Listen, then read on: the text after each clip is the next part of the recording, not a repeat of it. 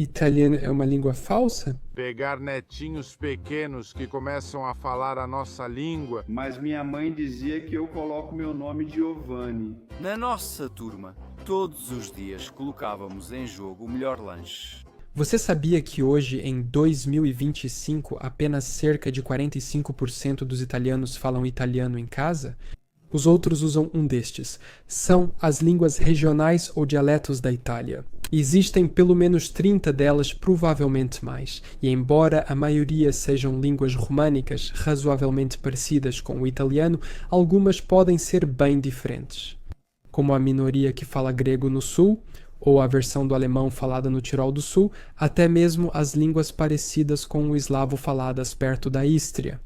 Mas esses são um pouco uma exceção. Eles estão em regiões de fronteira que, em algum momento da história, podem ter pertencido a nações vizinhas. O restante são verdadeiras línguas latinas e, embora possam ser incrivelmente diferentes, é improvável que uma pessoa de Bolonha entenda completamente alguém de Nápoles. Elas estão distribuídas em um contínuo pelo país, o que significa que os falantes de uma região geralmente entendem os falantes das regiões vizinhas imediatas. Se você quiser pegar outro exemplo para comparar, tem essa imagem de um espectro do holandês, das línguas semelhantes ao alemão, mas que variam muito em seus próprios dialetos.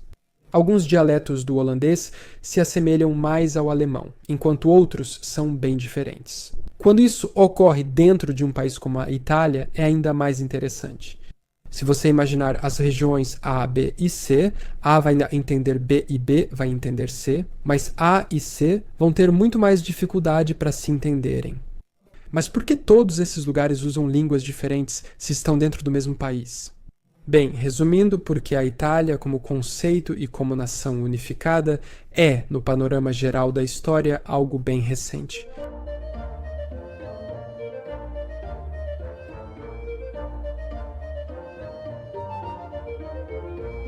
A unificação da Itália remonta apenas à década de 1860 naquela época. É melhor segurar bem seu chapéu de gôndola para isso. Os falantes de italiano representavam apenas 25% da população da península. Só depois da unificação que a língua italiana oficial começou a ser amplamente difundida entre a população por meio de políticas de educação obrigatória. E depois com a mídia de massa. Isso é realmente fascinante para mim. Então, neste vídeo eu quero descobrir 3 coisas e levar você junto comigo enquanto faço isso. Quero entender quais línguas existem de fato, viajar por todas as regiões da Itália e entender o que é falado e onde, e depois quão diferentes essas línguas são do italiano. O que muda de fato é a pronúncia, o sotaque, o vocabulário ou até mesmo a gramática. E qual é a origem dessas línguas? Como você pode imaginar, não é por acaso que uma pequena região do sul da Itália fala grego ou uma variante dele. Isso está ligado à presença histórica deles na região. E esse é o caso de muitos outros exemplos onde, como sempre, a história nos dá uma resposta.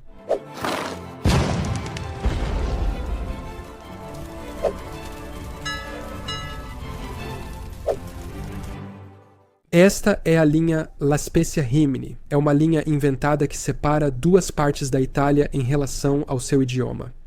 Ela recebe seu nome das 2 cidades por onde passa, La Spezia e Rimini.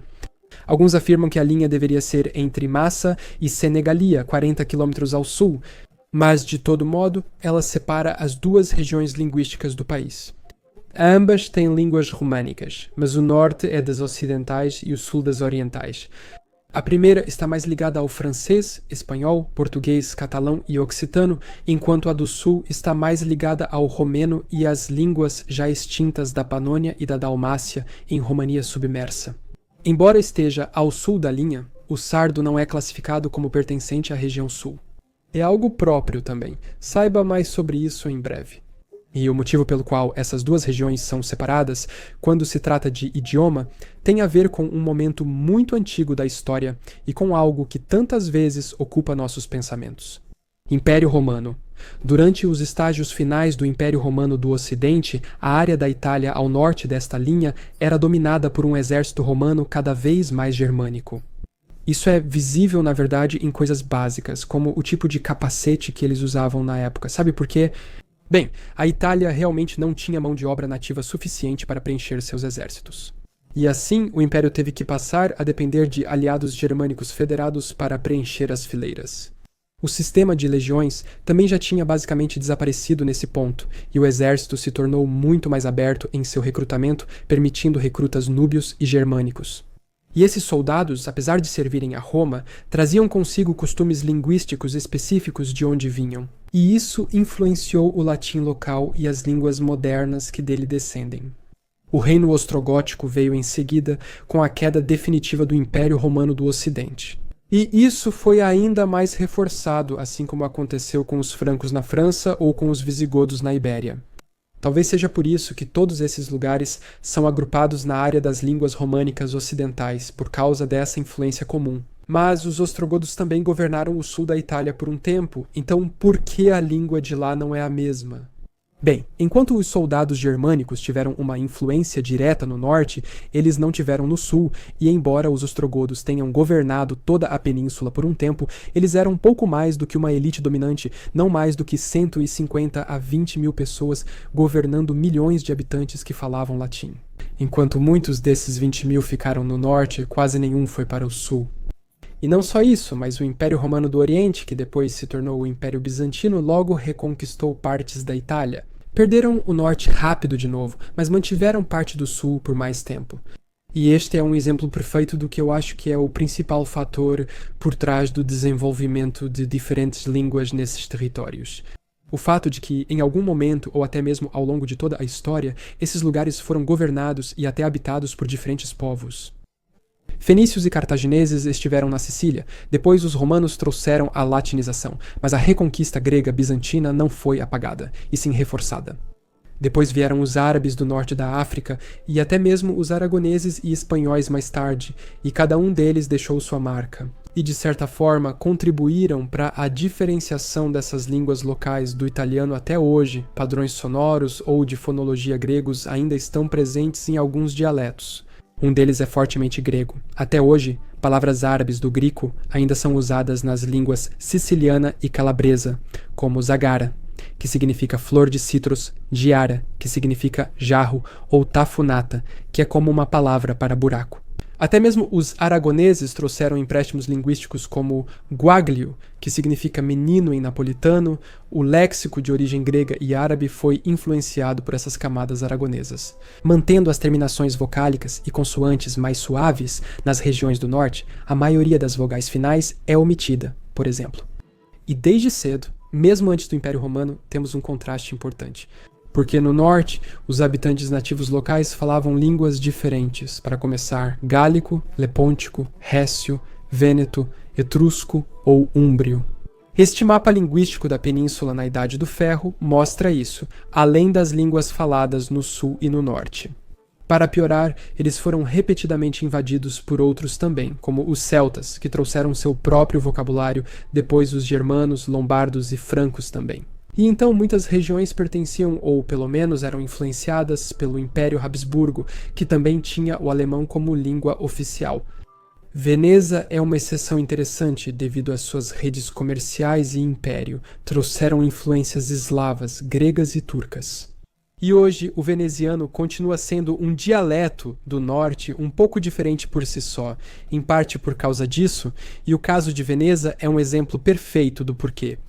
Mesmo dentro dessa região do norte ou dentro da do sul, os dialetos diferem de região para região, porque até muito tarde na história elas pertenciam a estados totalmente ou pelo menos parcialmente independentes, mesmo se olharmos o mapa imediatamente. Antes da unificação italiana, por volta de 1860, a Itália era dividida. Tínhamos o Reino da Sardenha no norte, junto com o Reino da Lombardia-Veneza, depois entidades menores como Parma, Pontremoli, Módena ou Lucca. Ao seguir para o sul, há certa consolidação, mas ainda dividida entre o Grão-Ducado da Toscana, os Estados Papais e o Reino das Duas Sicílias. Os estados do norte tinham um contato mais próximo com a Europa continental por estarem conectados a ela. O sul, como mencionei antes, voltou-se mais para o Mediterrâneo. E se escolhermos voltar ainda mais na história, digamos, para a época do Renascimento, a fragmentação é ainda maior. Você tem o Ducado de Saboia, Milão, a República de Veneza, Florença, Siena, Gênova, e apesar do sul não ser tão ruim, até Nápoles e Sicília estavam divididos. E isso foi basicamente uma constante durante a maior parte da história italiana. À medida que tanto o controle bizantino quanto o germânico foram enfraquecendo entre os séculos 7 e 11, começou a se formar esse mosaico.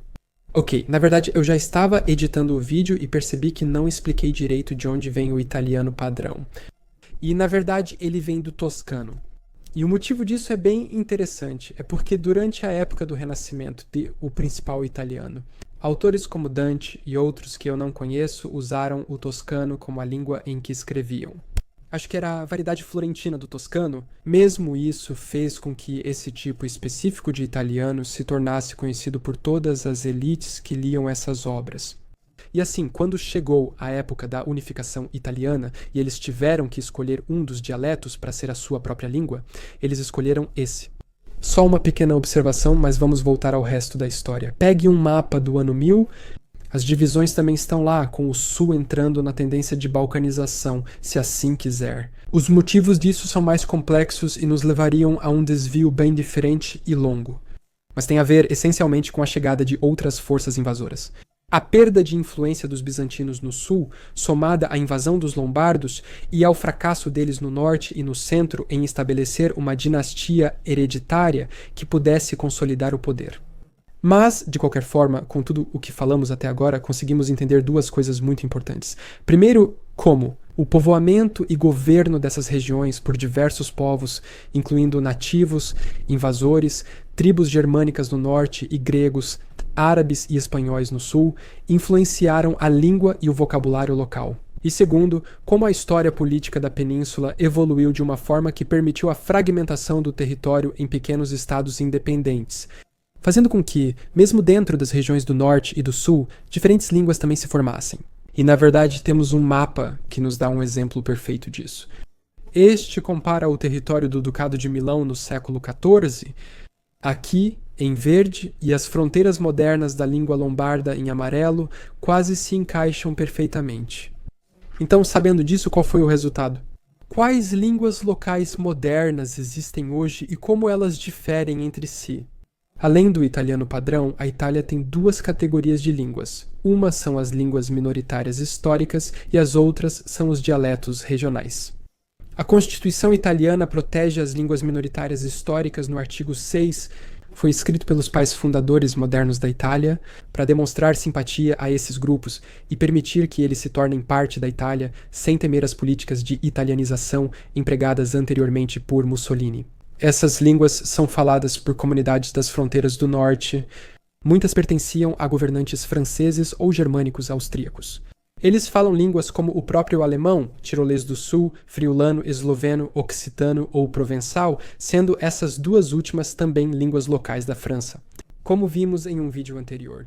Outras são faladas mais ao sul e são essencialmente remanescentes de assentamentos históricos nessas regiões. Algumas têm distribuições peculiares, como assentamentos albaneses no interior, ou como a comunidade grega. Na Ponta da Bota, Calábria, e ao redor de Messina, do outro lado do estreito, na Sicília, é onde falam grico, além disso também no Salto da Bota com o greco calabro. Esses são os últimos remanescentes da antiga Magna Grécia. Curiosamente, o sardo é considerado uma língua minoritária histórica, apesar de ser falado em toda a ilha. Isso porque, entre outras coisas, o sardo é realmente uma língua própria.